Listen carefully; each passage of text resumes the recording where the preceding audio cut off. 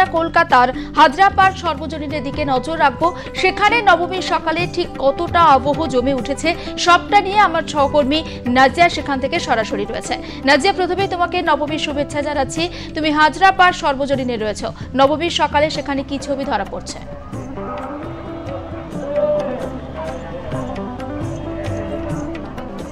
জুলেখা, তোমাকেও নবমীর শুভেচ্ছা।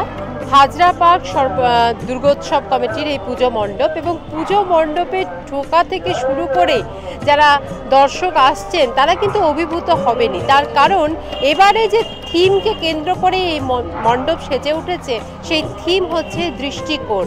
একজন শিল্পীর দৃষ্টিকোণ দিয়ে ঠিক কিভাবে দেখেন শিল্পী, সেই দৃষ্টিকোণকে কিন্তু এখানে তুলে ধরা হচ্ছে এবং দেখতেই পাওয়া যাচ্ছে যে একটা রঙিন এক শিল্প মানে ছবি আঁকা মানে এত সুন্দর ছবি আঁকা একটা বাড়ি এবং তারপরেই কিন্তু দেখা যাবে পরতে পরতে এত কালারফুল এত সুন্দর একটা মণ্ডপকে তৈরি করা হয়েছে। এবার ৮৩তম বর্ষ এবং এই ৮৩তম বর্ষে শিল্পীর দৃষ্টিকোণ দিয়ে শিল্পী ঠিক যেমনটি দেখেন ক্যানভাসে যেমনটি ফুটে ওঠে সেই ক্যানভাসকে কিন্তু তুলে ধরা হয়েছে। ৭টি রং, সেই রংকে কিন্তু এবার এই মণ্ডপে ব্যবহার করা হয়েছে।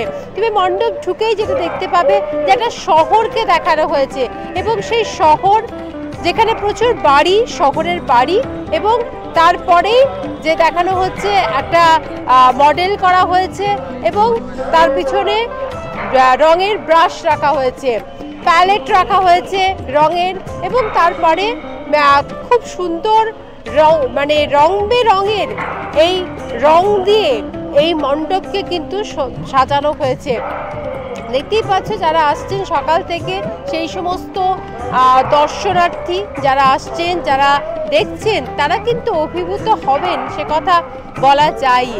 এত সুন্দর নবমীর সকাল। কোথা থেকে আসা হচ্ছে? আর এই মণ্ডপ কেমন লাগছে? এত কালারফুল, মানে সব রঙই এখানে এসে মিশেছে তাই মনে হচ্ছে।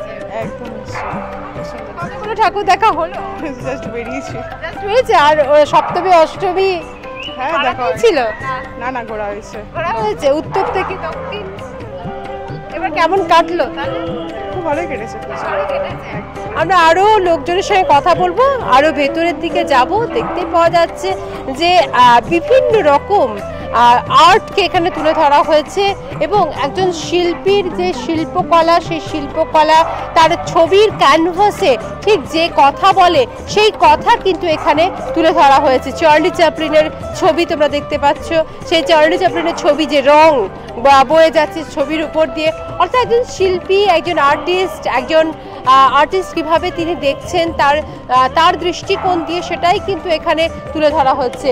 এই যে পুরনো যুগের যে বাড়ির দরজা বা জানালা যেভাবে থাকতো সেই জিনিসটিকেও কিন্তু এখানে তুলে ধরা হয়েছে। অর্থাৎ শহর কলকাতার একটা রূপকেও কিন্তু দেখানো হয়েছে এবং বিভিন্ন ছবি এখানে কিন্তু আঁকা হয়েছে এবং একজন শিল্পী ঠিক যেভাবে তিনি তার দৃষ্টিকোণ দিয়ে দেখেন সেই দৃষ্টিকোণ দিয়েই তিনি কিন্তু দেখেছেন। আমরা আরও ভেতরে যাবার চেষ্টা করব। দেখতে পাওয়া যাচ্ছে যে এখানে একটা শহরকে তুলে ধরা হচ্ছে, শহর হেলে গেছে সেরকম একটা ছবি, কিন্তু বাড়িগুলো হেলে রয়েছে এই একটা দৃশ্য কিন্তু দেখানো হয়েছে। ল্যান্ডস্কেপ সেই ছবিও কিন্তু এখানে তুলে ধরা হয়েছে। আমরা মণ্ডপের ভেতরে যাব, ভেতরে যতটুকু পারবো আমরা দেখাবার চেষ্টা করব। এখানে একটা আলোর খেলা যেমন লক্ষ্য করা যাচ্ছে, তেমনি দেবী মূর্তি, মাতৃমূর্তি দেখেই অভিভূত হওয়ার মতো বিষয়। এত সুন্দর মা মৃন্ময়ীর মুখ এখানে এবং মা এখানে কিন্তু রুদ্রমূর্তিতে নেই এবং মায়ের যে রূপ সেই রূপ দেখে সত্যি অভিভূত হওয়ার মতোই এবং যারা আসছেন এখানে ভিড় জমছে সকাল থেকেই, নবমীর সকাল থেকেই কিন্তু ভিড় জমছে বলা যেতেই পারে। মণ্ডপে ভিড় এবং এই হাজরা পার্ক দুর্গোৎসব কমিটির যে পুজো মণ্ডপ প্রতি বছরই তারা আলোর খেলা যেমন দেখানোর চেষ্টা করেন, তেমনই কিন্তু এই মণ্ডপ একটা বার্তা দেবার চেষ্টা করেন, তেমনি এবারও কিন্তু একটা শিল্পীর বার্তা, শিল্পীর দৃষ্টিকোণ দিয়ে শিল্পীর বার্তা এখানে বেরিয়েছেন। কেমন লাগছে? কতগুলো ঘোরা হলো? অনেকগুলো মোটামুটি হয়ে গেছে। এখন দেশপ্রিয় ত্রিধারার দিকে যাবো, এরপরে দিকে যাবো। কেমন কাটলো এবার পুজো? নবমী আজকে, মানে নবমী নিশ্চয়ই পেরোলেই তো মা আবার কৈলাসে ফিরে যাবেন, একটা বছরের অপেক্ষা। আমার মেয়ে বাইরে থাকে, মেয়ে এসছে, পুজোটা দারুণ কাটলো। এবার মেয়ের সাথে প্রতিদিনই বেরিয়েছি, খুব ভালো লেগেছে। ভালোই কেটেছে। কেমন কাটলো পুজো? পুজো কতগুলো ঠাকুর দেখা? অনেকগুলোই দেখলাম, 5-6টা তো হয়ে গেছে সকাল থেকে এখন। বৃষ্টি একটা বার্তা ছিল যে এবার বৃষ্টি হবে, এবং তারপরে বলা হয়েছিল যে সপ্তমী অষ্টমী হবে না, নবমী থেকে আবার বৃষ্টি হতে পারে। তো অষ্টমীতে একবার এক পশলা বৃষ্টি হয়েছিল, কিছুটা হলে চিন্তার মাথায় ছিল যে ঠাকুরগুলো এত সুন্দর শিল্পকলা দেখতে হয়তো পাবো না। সেরকম কিছু না, বেরোনোর তো ছিলই, তারপর যা সব মায়ের ইচ্ছা, তারপর দেখা হবে কি হবে না বাকিটা। এখানে মা অস্ত্রবিহীন, কোনো রকম অস্ত্র নেই মায়ের হাতে, এবং মায়ের রূপ মৃন্ময়ী রূপ, এবং সেই রূপ অভিভূত হওয়ার, এবং মায়ের হাতে কোনো রকম অস্ত্র নেই এখানে দেখাই যাচ্ছে। সেই রূপ দেখে অবশ্যই অভিভূত হবেন যারা হচ্ছেন, যারা মাকে, মায়ের মূর্তি দর্শন করতে আসছেন। প্রতি বছরই এই মণ্ডপেও কিন্তু চমক থাকে, এবারও কিন্তু সেই চমক লক্ষিত হচ্ছে। নবমীর সকাল থেকেই ভিড় লক্ষ্য করা যাচ্ছে মণ্ডপে মণ্ডপে। ত্রিধারা সম্মেলনী হোক বা হাজরা পার্ক হোক বা উত্তর বা দক্ষিণ, যেই মণ্ডপেই যাওয়া হচ্ছে সেখানেই কিন্তু ভিড় লক্ষ্য করা যাচ্ছে।